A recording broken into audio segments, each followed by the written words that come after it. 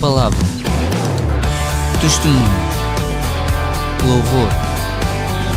Igreja Corpo do Messias apresenta.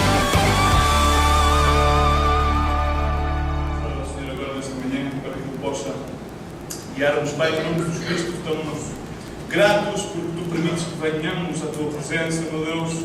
Estamos gratos porque tu consumastes a obra da redenção, Senhor, da restauração das nossas vidas na cruz do Calvário, meu Deus. Peço, Espírito Santo de Deus, que tu hoje venhas, Senhor, a tocar as nossas vidas. Meu Deus, todos aqueles que nos podem escutar através da rádio, da internet, Senhor, faz tu a tua obra, Espírito Santo de Deus. Restaura a vida, Senhor, hoje no nome de Jesus Cristo, desata ligaduras, Senhor. Rompe jugos de maldade, meu Deus. Libera as almas, Senhor, para que tenham liberdade para entrar na tua presença, meu Deus, confiados na grandiosa salvação que nos brindaste na cruz do Calvário, Pai. No nome de Jesus Cristo, abençoamos a tua palavra, Senhor. É bendita as nossas vidas e pedimos, Senhor, meu Deus, que não haja nenhum impedimento, Senhor, no nosso entendimento humano, Senhor. Não haja nenhuma racionalização, senão queremos receber a tua palavra, que é verdade, Senhor, e que ela seja implantada nas nossas vidas, Senhor, e a ti te retribui a fruto, Senhor, a 100 por 1, Pai. No nome de Jesus Cristo, amém. Amém. Amém. Amém. Então, retornando a este ponto, ao último ponto, a negatividade destroça a verdade. Sempre destroça a verdade. As pessoas que são negativas, pessimistas, quando recebem a palavra de Deus ou quando recebem alguma verdade tangente ou são confrontadas com a realidade da sua vida, têm tendência para distorcê-la, dar uma interpretação pessoal e talvez magnificá-la de forma a ajustá-la à sua realidade. Muitas vezes para, às vezes, justificar o pecado ou justificar a sua má conduta.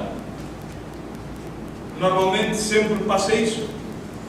Por isso Paulo ensina a Timóteo: procura ser um obreiro aprovado, que não tem de que envergonhar-se, que faz o quê? Faz bom uso da palavra da verdade.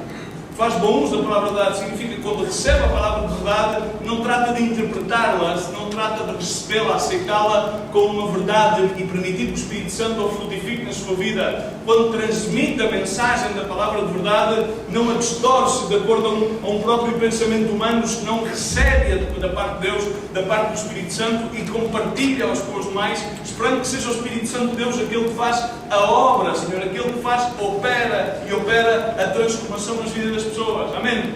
Grande parte das pessoas, às vezes, congregam-se numa igreja ou fazem parte de uma associação ou muitas das vezes unem-se em credos religiosos, esperando que seja esse credo, esperando que seja essa igreja, entre aspas, como uma nomenclatura humana e física que possa resolver os problemas das suas vidas, e ficam vexadas porque não resolvem o problema das suas vidas. Na realidade, distorceram a verdade.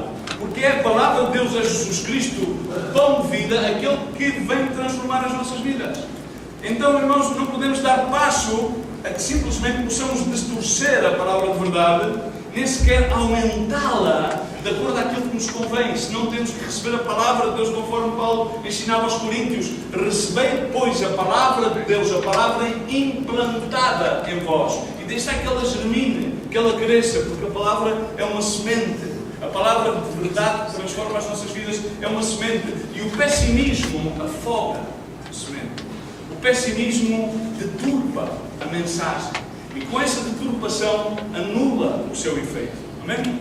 As pessoas que têm um espírito pessimista, negativista, uma coisa que fazem, o quinto ponto, seguindo desde a semana passada, o quinto ponto que já estamos dentro da exposição deste domingo, fazem sempre juízos, mas fazem juízos vexatórios e fazem declarações generalizadas.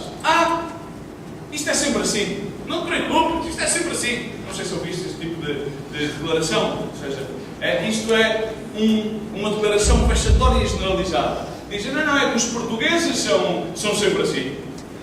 Os espanhóis, esses são sempre assim. Então fazem declarações.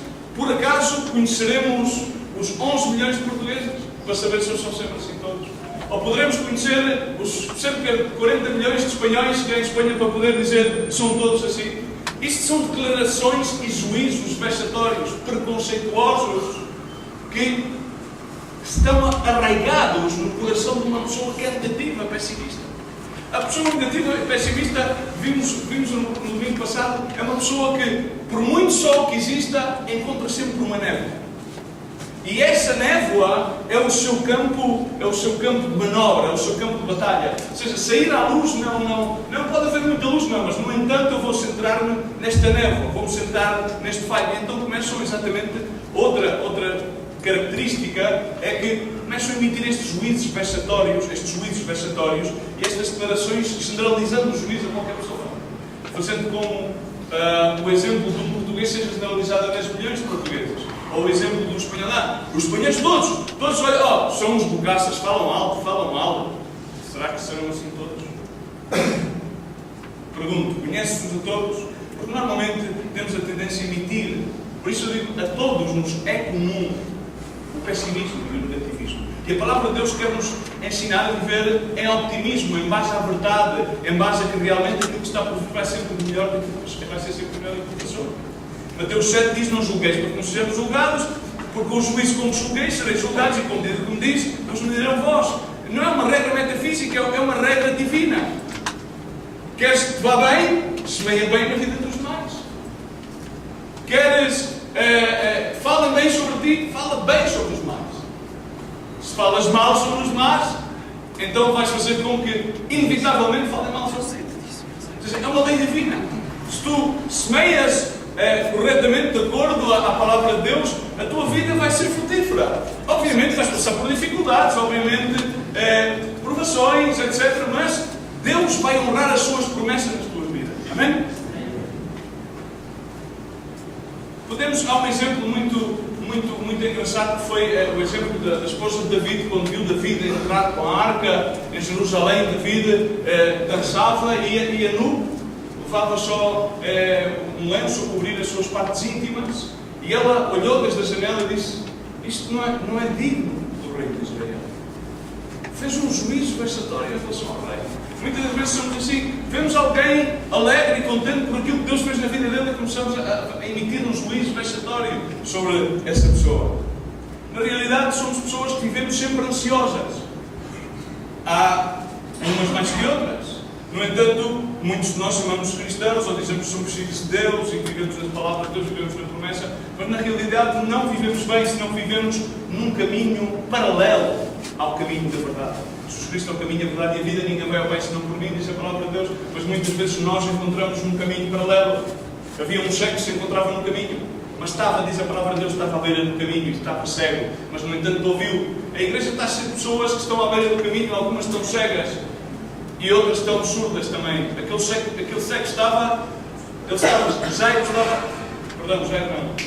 Bartimeu estava cego, mas não estava surdo. O pior é que muitos de nós, às vezes, não só estamos cegos, porque temos uma perspectiva tão londrina, tão cheia de... Faz-me lembrar onde a gente vive, que mesmo no verão, há dia de sol, em Lisboa está sol e aquilo está sempre cheio de nuvens. Então parece que temos uma perspectiva tão enevoada que não conseguimos ver a luz. Mas o pior é que, quando não consegues ver a luz, mas ainda tens o teu sentido auditivo para poderes ouvir a voz de verdade, então essa voz da verdade é aquela que vai te livrar dessa nuvem que traz-te névoa à tua perspectiva, ou à perspectiva que Deus quer dar-te, e que estás a absorver outra perspectiva diferente. Mas é a ansiedade do coração do homem, diz a palavra de Deus em Provérbios 12:25. A ansiedade do coração do homem abate-o. Em algumas versões bíblicas diz causa de depressão. A depressão é uma doença da moda. As pessoas qualquer que vais ao hospital e sentes-te mal e tens problemas e tal, dizem que está com depressão. Não tome outro comprimido, senão tome um antidepressivo, porque está com depressão.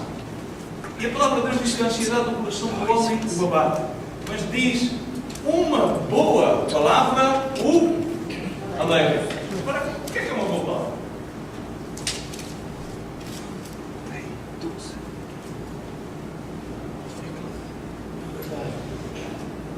Só pode ser a palavra de Deus, que é viva, é eficaz, conhece os nossos pensamentos, discerne no mais profundo dos nossos corações, desarraiga aquilo que não lhe pertence e edifica. No outro dia vimos exatamente o que era uma palavra torpe. O que é uma palavra torpe? A palavra torpe é uma palavra que destrói. Uma boa palavra edifica. Uma palavra torpe, às vezes as pessoas pensam e dizem, não, uma palavra torpe é quando nós dizemos algum palavrão. Não. Não é. É quando dizemos uma palavra sem entendimento. Não. É quando dizemos uma palavra com tanto entendimento no meio de uma declaração, que essa palavra vai tão infectada de levedura, que causa destruição nas almas das pessoas, causa dúvida, causa pensamentos negativos, causa frustração. Isso é uma palavra torpe. Destrói. Uma boa palavra edifica. Mas é a ansiedade do coração do homem que o abate. O que nos exprime não é as nossas circunstâncias externas. O que nos deprime é as nossas circunstâncias internas. Amém? Há muitas pessoas passam. Eu conheci pessoas incríveis, que na verdade tenho inveja santa deles, porque estavam sempre contentes. Morria-se de um filho, de um bebê, olhava-se para ele e dizia: dá-me 24 horas. E via-se passar 24 horas e estava contente.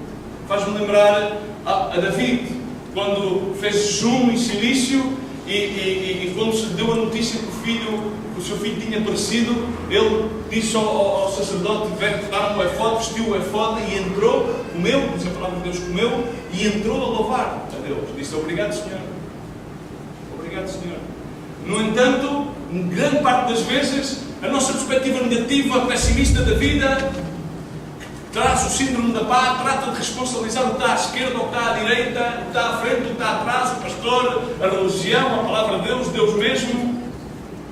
Trata de nos levar a viver uma vida decepcionada, e então, para que não arquemos as responsabilidades daquilo que vai no nosso coração e que vai na nossa mente, então torna-se muito mais simples culpabilizar ou responsabilizar as circunstâncias que nos levam a viver abatidos. Então podemos livremente viver abatidos e dizer então: ai, o mundo é injusto, a vida é dura. Irmãos, o mundo é justo, a vida é dura, e definitivamente o mundo vai ser para pior, mas o maior é aquele que está em mim. O maior é aquele que está aqui em mim do que aquele que está no mundo. Maiores são as suas promessas e verdadeiras do que qualquer outra promessa que possa fazer o homem ou este mundo. Amém? Amém? Então eu tenho que confiar na sua palavra. Eu tenho que saber, conforme dizia o profeta Isaías, que sendas ele fará onde quer que não as há. Ele diz a palavra de Deus que aquilo que está por vir sempre será melhor daquilo que já passou. Amém? Eu tenho que enquadrar-me com o optimismo da palavra de Deus, que não me ilude das dificuldades da vida, mas abre um caminho no meio das dificuldades da vida, que me faz enfrentar com o mar vermelho, mas que me abre caminho no meio do mar vermelho. Faz com que provavelmente existam inimigos ao meu redor, mas conforme dizia David, cairão à minha direita 10.000 e à minha esquerda 1.000, cairão. Porquê? Porque Deus está comigo. Maior é aquele que está em mim do que aquele que está no mundo. Amém? A ansiedade do coração do homem deprime-o, abate-o, mas a boa palavra de verdade, o que é que faz? O que é que faz? Traz alegria, e a alegria do Senhor é a nossa força. Negativismo e pessimismo, neste ponto, bloqueia a obra do Espírito Santo, nega o presente, bloqueando o futuro. O Deus, quando nos ensina a palavra de Deus que o justo pela sua fé viverá, está literalmente a dizer que não podemos viver em base ao dia de hoje. Temos que viver sempre em base ao porvir. A obra do Espírito Santo está sempre a manifestar-se no futuro. Deus sempre se manifestou no futuro, desde o princípio. A palavra de Deus, completamente, desde Gênesis e Apocalipse, é sempre profética. O que é uma profecia? É declarar algo que vai acontecer. A palavra de Deus, tudo aquilo que foi dito, assim sucederá. E a palavra de Deus termina sempre ao fim de dizer que o mesmo que foi no princípio, assim será no fim. Amém? A palavra de Deus é totalmente profética e nós temos que aprender a viver no optimismo da profecia da palavra de Deus. Amém? E no meio desse optimismo é lógico que passaram coisas terroríficas. Mas não podemos cair no pessimismo, porque o negativismo e o pessimismo da nossa alma, do nosso abatimento, nega a obra de Deus no princípio, bloqueia aquilo que Deus irá fazer no nosso futuro. O pessimismo, o sétimo, e para acabar com o sétimo ponto, o pessimismo entenebrece o nosso entendimento. Podemos ler a palavra de Deus, podemos vir os cultos e dizer, por favor, pastores, orem por mim, façam jejuns, cadeias de oração, mas se nós estamos sempre à espera do pior, o pior vai acontecer. E o pessimismo e o negativismo é exatamente isso. E a palavra de Deus assim o ensina. Não é uma lei metafísica. Se tu estás com um padrão de pensamento negativo, aquilo que vais colher mais à frente na tua vida será negativo. Não pode ser positivo. Se tu tens um ponto de vista pessimista e interpretas as coisas à tua própria maneira, não recebes a palavra conforme ela é e não deixas que o Espírito Santo faça a obra, então aquilo que vai passar na tua vida definitivamente serão consequências desagradáveis das tuas próprias decisões. Efésios 4, que no capítulo onde estamos, no verso 27, diz: não deais passo ao diabo. Diz no verso 16, falando sobre o corpo, daqui adiante diz: do qual o corpo bem ajustado e ligado pelo auxílio de todas as juntas, segundo a operação de cada parte, efetua o seu crescimento para a edificação de si mesmo em amor. Portanto, digo isto e testifico no Senhor, para que não andeis como os gentios na verdade ou na vaidade da sua mente, entenebrecidos no entendimento, separados da vida de Deus pela ignorância que há neles, pela dureza do seu coração, os quais, tendo-se tornado insensíveis, entregaram-se à lascívia para cometerem com avidez toda a sorte de impureza. Mas vós não aprendestes assim de Cristo, se é que ouvistes, e neles fostes instruídos, conforme a verdade em Jesus, a despojar-vos quanto ao procedimento anterior, veio do homem que se quebrou pelas concupiscências do engano. Amém? Agora, quero levar-te ao final da exposição, que quero antecipar-te já que realmente o negativismo e o pessimismo é um engano. Amém? É um engano. E grande parte de nós passamos a vida enganados a nós próprios e enganados aos mais. Amém? Diz então: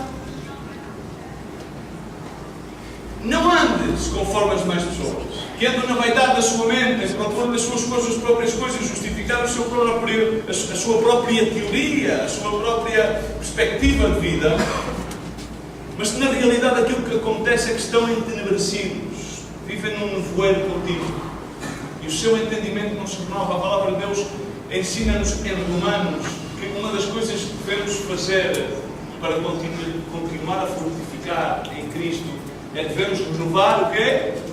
O nosso entendimento, para que possamos entender qual é a vontade de Deus. E há pessoas que estão entenebrecidas.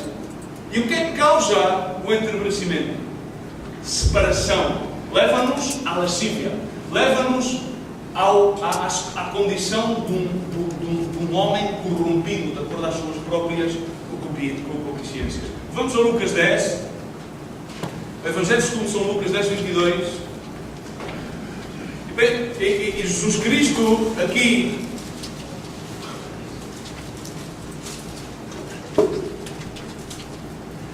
responde, vamos ler mais à frente, no verso 25. Os doutores da lei fazem-lhe uma pergunta aos fariseus para experimentá-lo e disse-lhes: faremos mestres de herdar a vida eterna? E Jesus Cristo perguntou-lhes: o que é que está escrito na lei? Como lês tu a lei? E diz no verso 27, respondeu-lhe ele: amarás ao Senhor teu Deus todo o teu coração, toda a tua alma e todas as forças, todo o teu entendimento, e ao teu próximo como a ti mesmo. Amém? Então, no verso 28 diz, respondeu-lhes assim: faz isto e viverás.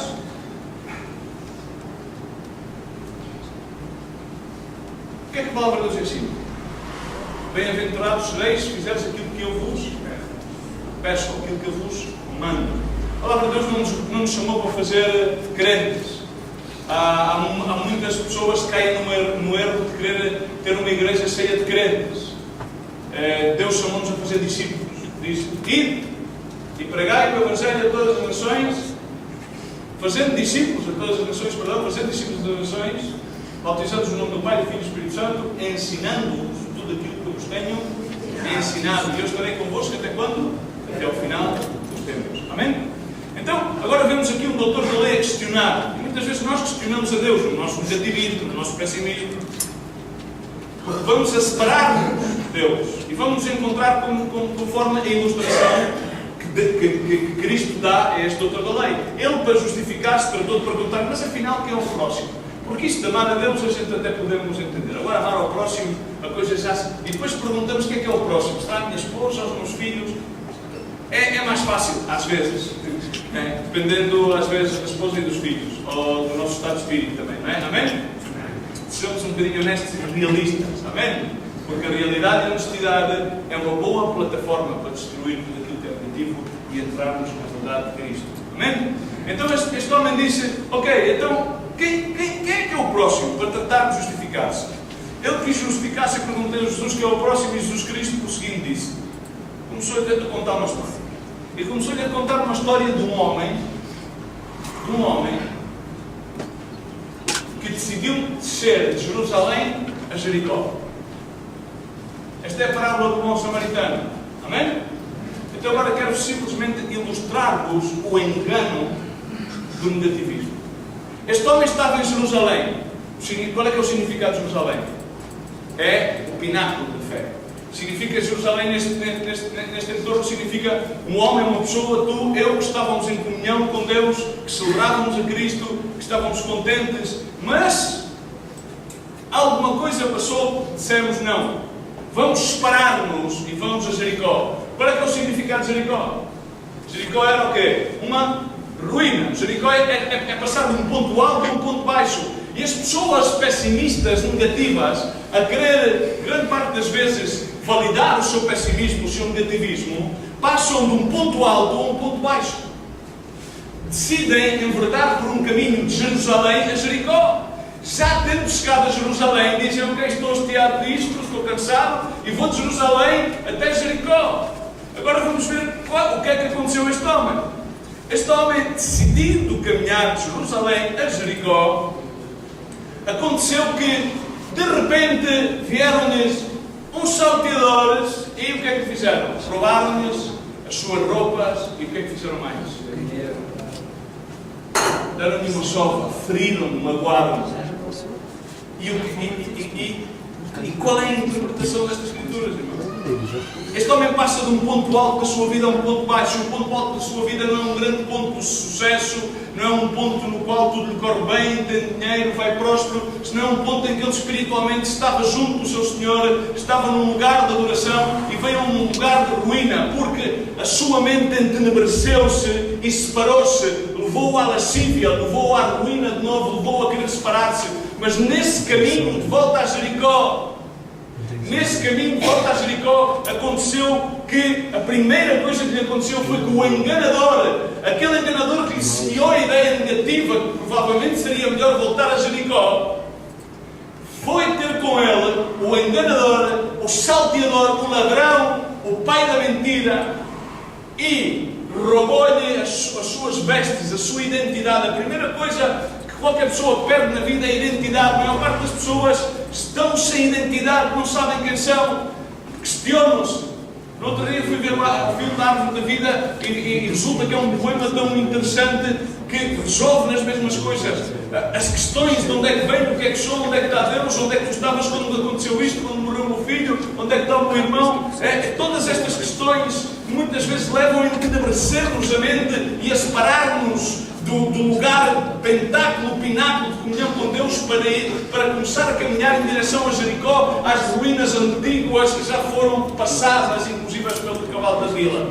Irmãos, e este homem então ficou prostrado no chão, ficou sem identidade e ficou ferido, porque o inimigo não fica contente só com roubar-te a tua identidade e deixar-te deambular sem saber quem és, de onde vais, porque foste, e ele semeia-te queixa no teu coração, ele semeia-te amargura, ele semeia-te um sentido de falha, que tu estás prostrado no chão e já não tens nem vontade de levantar-te. Melhor aqui fico no caminho, já não queres chegar a Jericó, melhor fica aqui ferido, magoado, e todas essas mágoas é aquilo que faz o inimigo. Agora, o que é que entendas uma coisa? A Bíblia ensina-nos que o diabo é o quê? É o pai da mentira. E quando o inimigo começa-te a dizer: tu não és capaz de alcançar as promessas de Deus, tu não és capaz de ser justo, tu não és capaz de ser isto, porque dizem de ti isto, dizem de ti aquilo, ele começa começa a bombardear-te, já desarroupando da identidade de Cristo nele e através da sua palavra de verdade. Ele começa então a minar a tua alma,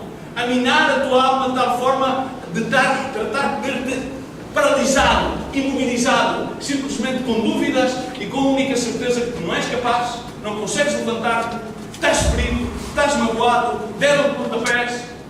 Mas sendo o pai da mentira, irmão, dá um minuto, sendo o pai da mentira, então tudo aquilo que ele está a dizer é mentira.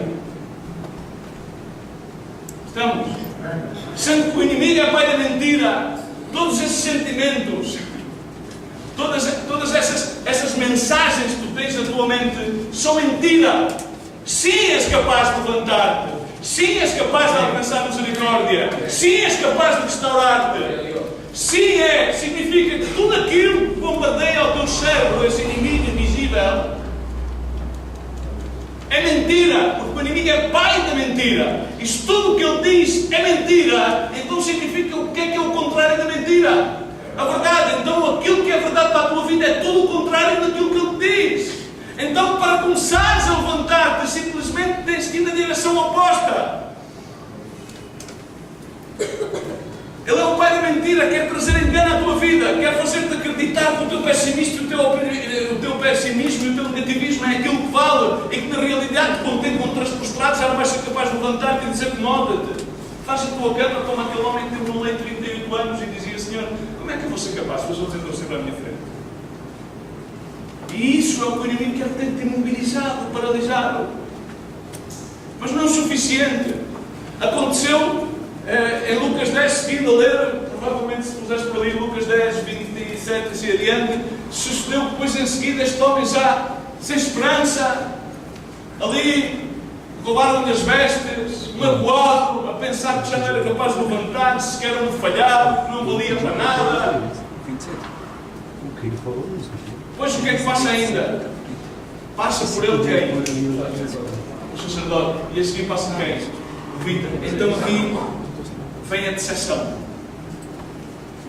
A decepção que estava à espera que algum tipo de formas desta religião, destas pessoas que teriam que ter alguma coisa do carácter de Deus, que me viessem a brindar alguma coisa, passaram de largo.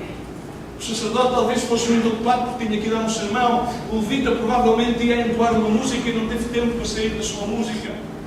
E isto é a decepção que as pessoas criam na sua alma em relação ao falho de que muitas pessoas têm de emanar aquilo que realmente foi de depósito de Deus nas suas vidas, ao embrenharem-se nas teias da religião de tamanho que se esquecem do coração de Deus.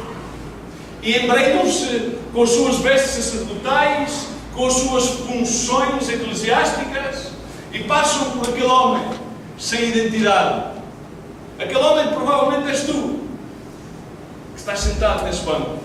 Aquele homem provavelmente também pode ser eu. Irmãos, este homem então, como a qualquer pessoa, vem então o espírito da decepção. Ficou decepção. Porque realmente a religião não resolveu o papel. A religião... Mas, no entanto, diz a palavra de Deus que passou por ali um samaritano. E agora quero falar sobre o samaritano. Eu, na realidade, penso que o samaritano é uma imagem de Jesus Cristo. É porque os samaritanos, de acordo à história, naquele tempo, pois era como uma mistura dentro dos padrões religiosos, dos sacerdotes, e eram pessoas que não tinham um aspecto muito atrativo, eram as pessoas depois... de certa maneira, quando olhavas para elas, mas não eram atraentes, pois não viam-se muito bem com roupas sacerdotais, etc. E então, irmãos, vem-me recordar exatamente aquilo que Isaías diz sobre Jesus Cristo, Isaías 53:1, quem deu crédito à nossa pregação, a quem se manifestou o braço do Senhor, pois foi crescendo como um renovo perante ele, como uma raiz que saiu da terra seca, e diz, não tinha formosura nem beleza. Não tinha formosura. E quando olhávamos para ele, não havia nenhuma beleza. Não víamos nada que fosse desejado, diz a palavra de Deus. Diz, era desprezado. Os samaritanos não eram muito bem aceitos no meio religioso. E era rejeitado pelos homens. No entanto, diz a palavra de Deus, ele era um mentor experimentado em sofrimentos e como um em que os homens escondiam o rosto, era desprezado. e não fizeram dele caso algum. Verdadeiramente Ele tomou sobre si as nossas enfermidades, da palavra de Deus, e carregou as nossas dores, e nós o reputávamos por aflito, ferido de Deus e oprimido, mas Ele foi ferido pelas nossas transgressões, esmagado por as nossas iniquidades, e o castigo que nos traz a paz, teve sobre Ele, pelas suas chagas fomos sarados. Esta figura samaritana veio a manifestar a este homem que ele podia ser sarado. E começa por ajoelhar-se diante dele. E começa a vendar-lhes as suas feridas. Começa a vendar-lhes. Irmãos, grande parte das pessoas não vêm a Jesus Cristo porque têm medo. Grande parte das pessoas pensam que têm que ser perfeitas para que sejam aceitas por Jesus Cristo. Grande parte das pessoas na igreja e pessoas que professam a fé têm o preconceito de pensar que são somente aceitos por Jesus Cristo se conseguirem de alguma maneira alcançar isto ou aquilo. E isso é um pensamento totalmente equivocado. Ele levou a nossa culpa sobre as suas costas, o nosso castigo. Há pessoas que têm o sentimento, não, é que eu mereço isto. Jesus Cristo carregou sobre as suas costas a nossa culpa. Sobre as suas chagas, nós somos sarados. Amém? Muitas pessoas têm medo, são demasiado perfeccionistas e querem chegar a Cristo aperfeiçoado. E bloqueiam as demais pessoas porque querem fazer das outras pessoas que sejam. Tens que ser perfeito. Ninguém pode ser perfeito se não for pelo sangue de Cristo. Amém? Ninguém pode ser justo se não for justificado pelo sangue que poder igualar o pecado do mundo. Amém? Ele não era formoso, diz a palavra de Deus. Não era desejável. Foi desprezado e as pessoas não viam nele grande coisa. Exatamente o que passou com este samaritano. Agora, irmãos, aqui há algo que é tremendo, irmãos. O salmista escreve, por enquadrarmos em Salmo 116, o salmista escreve neste salmo: livraste-se, no Salmo 116, verso 8, livraste a minha alma da morte e os meus olhos das lágrimas e os meus pés de tropeçar, andarei perante o Senhor na terra dos viventes. Criei por isso, falei, mas estive muito aflito e dizia na minha precipitação: todos os homens são mentirosos. Que darei eu ao Senhor por todos os benefícios que me tem feito? Que darás tu ao Senhor por todos os benefícios que me tem feito? Continuarás a pensar que todos os homens são mentirosos. O salmista interroga-se, porque a sua alma foi assolada por esse mesmo pensamento. Poderemos acaso nós fazer alguma coisa por Deus? O pior equívoco que existe na vida das pessoas é pensar que nós podemos fazer alguma coisa por Deus. Deus pode fazer alguma coisa por nós, em nós e através de nós. Amém? Amém. Nós jamais poderemos fazer alguma coisa por Deus. Não há nada que nós façamos que Deus não possa fazer ou não tenha já literalmente feito e consumado. Amém? Podemos limitar-nos a deixar de ser usados como ferramentas de Deus. E o salmista diz literalmente: eu disse na minha precipitação. Muitas vezes na nossa precipitação dizemos muitas coisas que são palavras torpes que trazem destruição, palavras pessimistas, palavras negativas, palavras que semeiam corrupção e trazem morte e não geram vida. O salmista termina por dizer que darei ao Senhor por todos os benefícios que Ele tem feito. 13. Tomarei o cálice da salvação e invocarei o nome do Senhor. Isto é aquilo que eu posso fazer: tomar o cálice da salvação, invocar o seu nome e pagar os meus votos ao Senhor na presença do seu Senhor. É isso que nós podemos fazer, irmãos. Foi na cruz do Calvário que a obra se consumou. E aquilo que Jesus Cristo, que o samaritano estava a fazer, para mim é exatamente uma figura de Jesus Cristo. O que é que ele vendou as feridas? Com azeite. O que é o sinónimo de azeite? Azeite é sinónimo de quê? Sanidade, poder do Espírito Santo. E o vinho é o sinónimo de quê?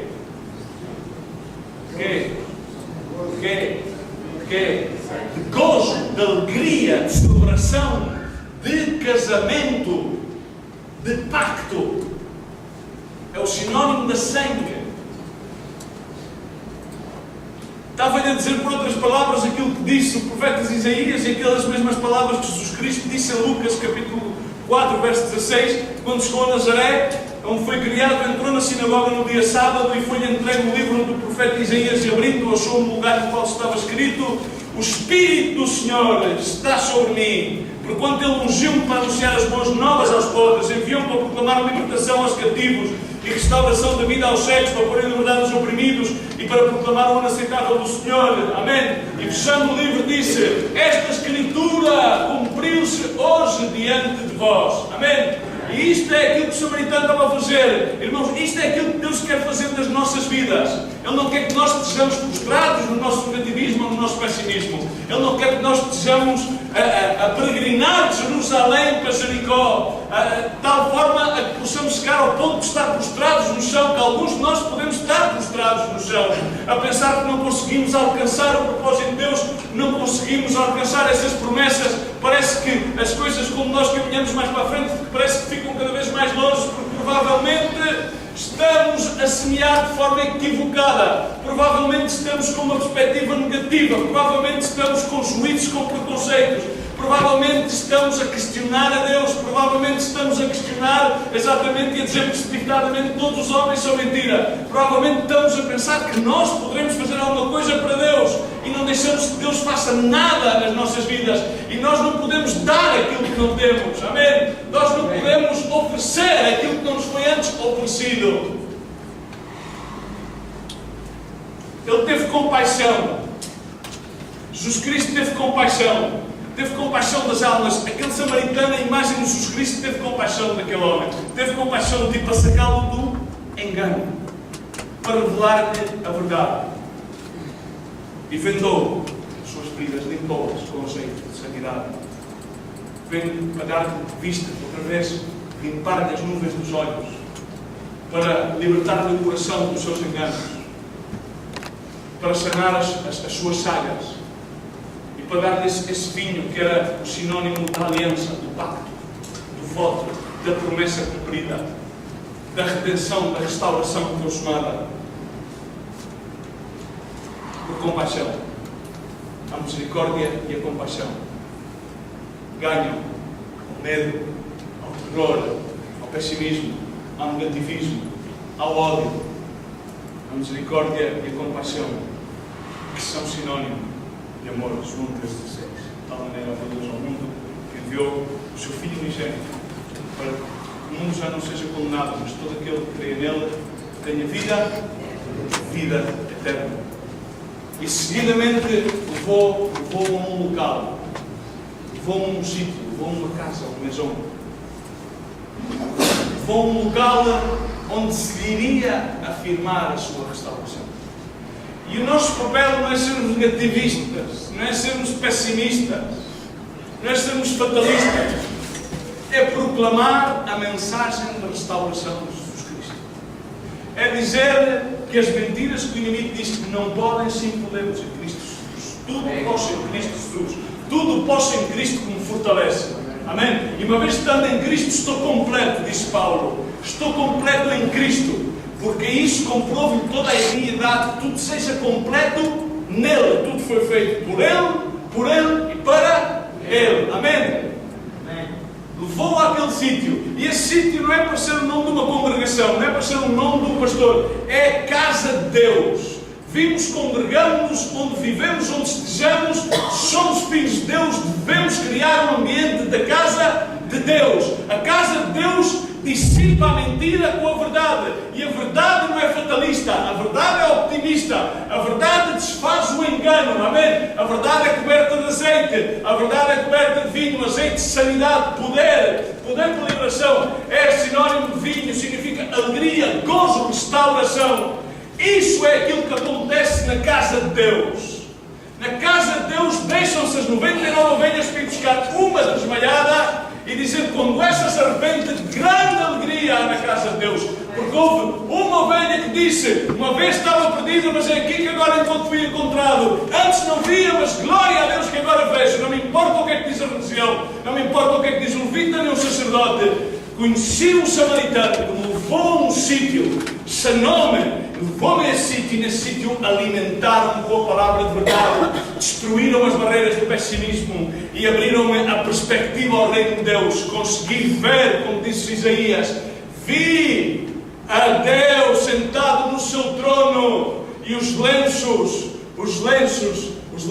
a sua cobertura, que eram atadas por pontas e pontas de lencinhos, que significa todas as vitórias que Deus nos dá sobre o inimigo, o pai da mentira. Isaías 6, se quiseres ler para confirmar a palavra de Deus. Pagou então a conta, dia de restauração.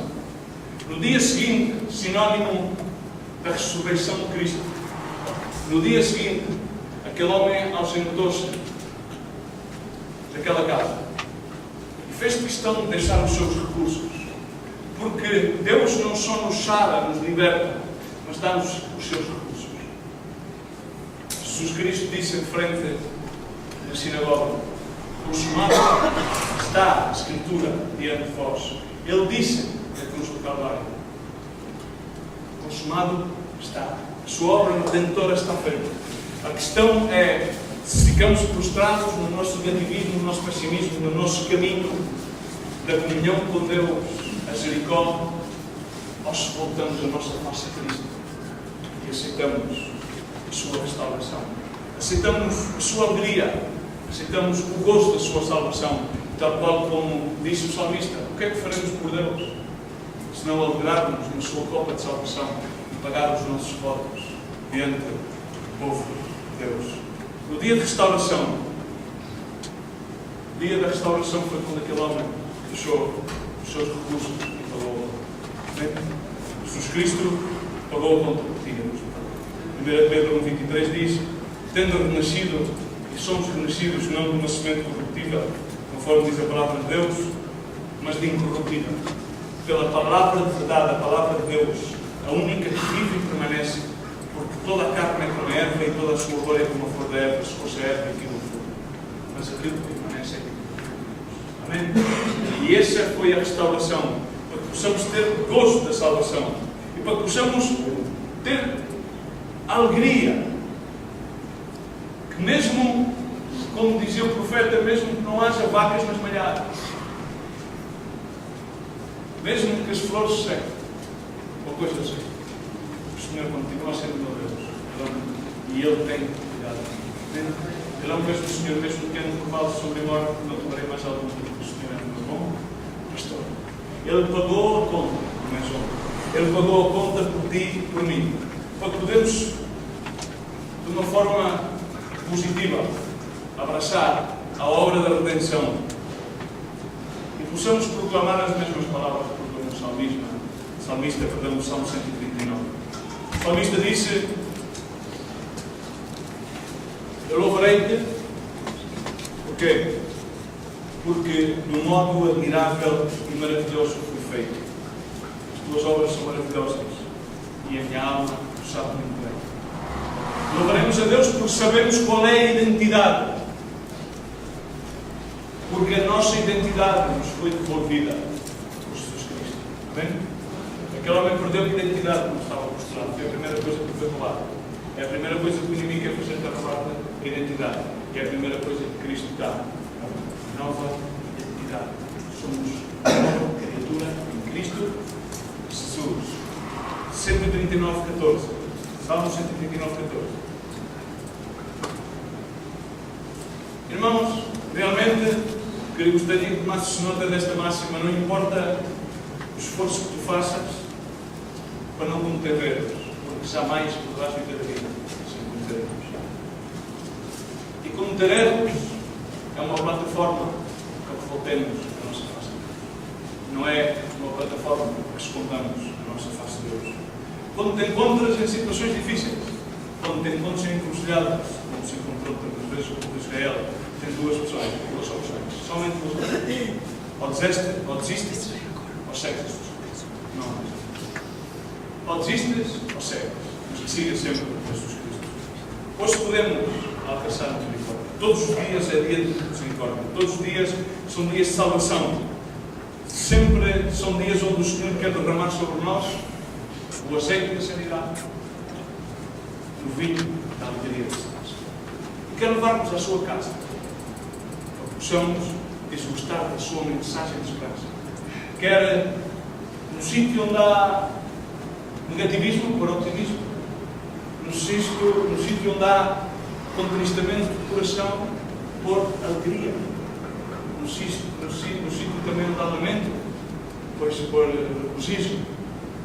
Deus quer dizer-lhe e lhe afirmar a ti mesmo que tudo aquilo que tu ouves da parte de mim, tudo aquilo que tu ouves do teu interior, da tua consciência justificativa, é uma mensagem que é mentira, mas a sua palavra é verdade.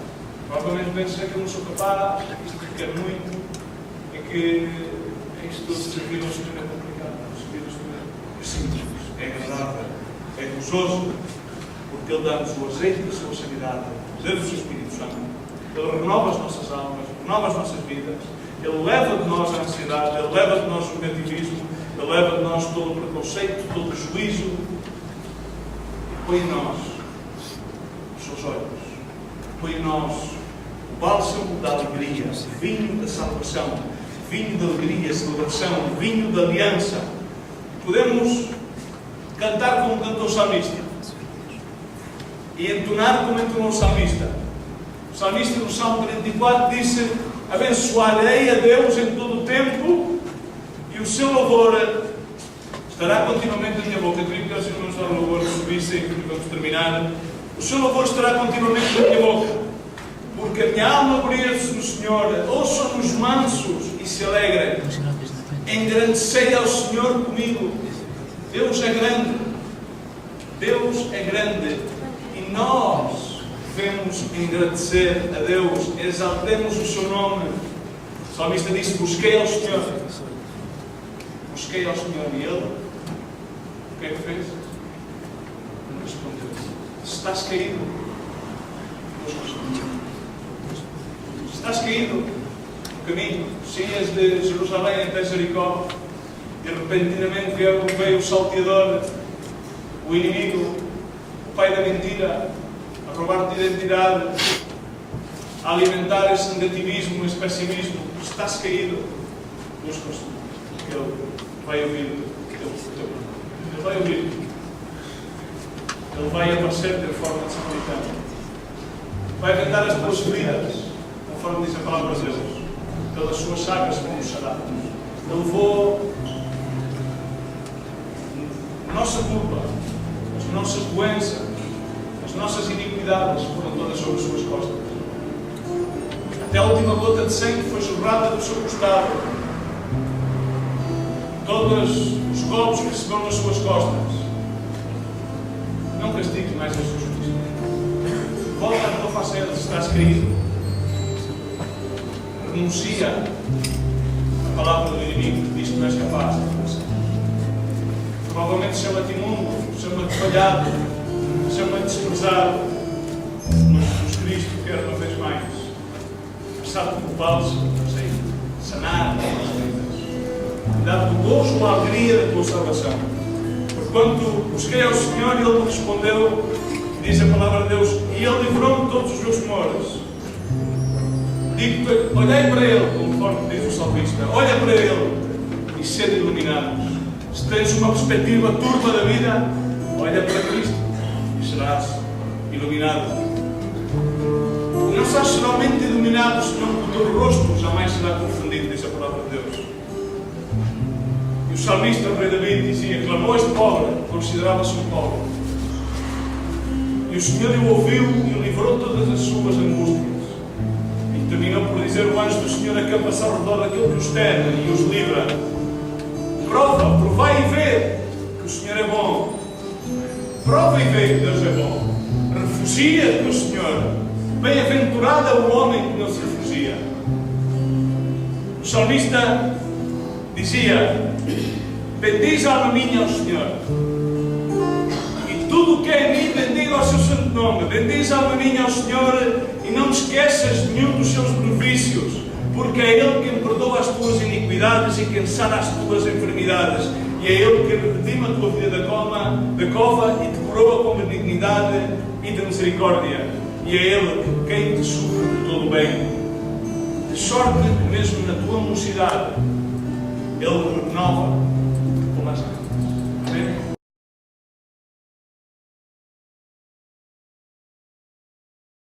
Vamos orar ao Senhor agora nesta manhã para que Ele possa